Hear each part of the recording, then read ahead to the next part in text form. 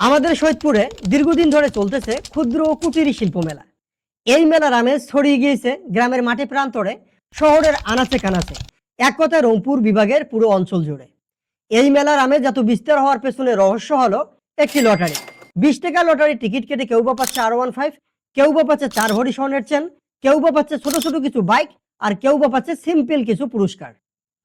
আমি একটা জিনিস খেয়াল করে দেখলাম, তারা প্রতিদিন প্রায় 4 থেকে 5 লক্ষ টিকিট বিক্রি করে।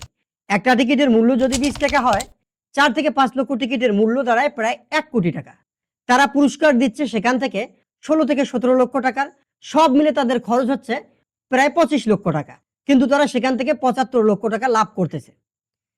তারা যদি প্রায় 40 দিন এই লটারিটি চালায়, তাহলে দিন শেষে দেখা যাবে তারা এখান থেকে প্রায় 30 কোটি টাকার মতো লাভ করবে। এখান থেকে কিছু লোক উপকৃত হবে এবং বেশিরভাগ লোক এখান থেকে ক্ষতিগ্রস্ত হবে।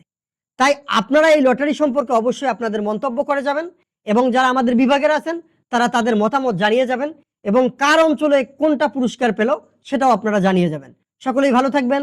ধন্যবাদ।